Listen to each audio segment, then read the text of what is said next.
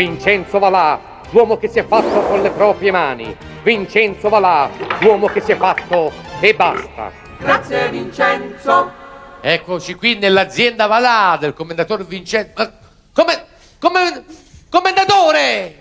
Ma che sta facendo? Stiamo facendo una cosa saporita e bella per tutta l'umanità e la Ma che popolazione. schifo, che sarà sta cosa guarda. saporita? Commendatore, ma Come che che cos'è? schifo? Questa è una cosa genuina. Fai vedere, succo di frutta a Zambaglione. A Zambaglione? Guardate là come sbatte bene a Vincenzo. Ma tu mi vieni pure bella a Zambaglione, io so che mi vieni bella tu. Come, ma Tu ti chiami Francuccio, Ma qua Francuccio, commendatore, come ve la dice? Mi chiama Mimmo. Mimmo, tu venivi a cucciare i cani, eh? Ma come venivi a cucire i cani?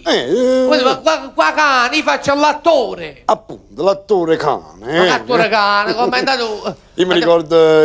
A mamma, ma...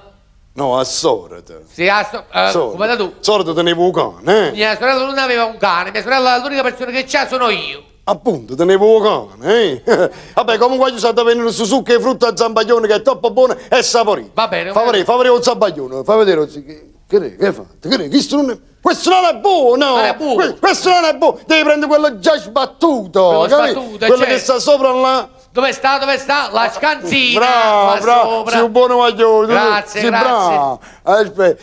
Mo' fa vedere un Zambaglione! Ecco, ma è il momento. Tutto Zambaglione che è buono! Sì, è buonissimo. Agita!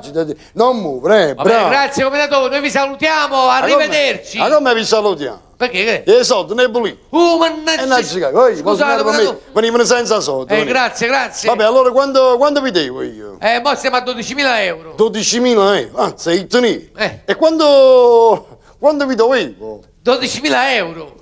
Bene, quando vi dovevo, tanto vi devo. Vi trovate? Grazie, commendatore, grazie. Bene, arrivederci, voi mo serve me, erano persi i soldi. Meno male, siete onesti. Agita, non così, devi agitare, di così si agita. Ecco, più movimento, e pure tu punto.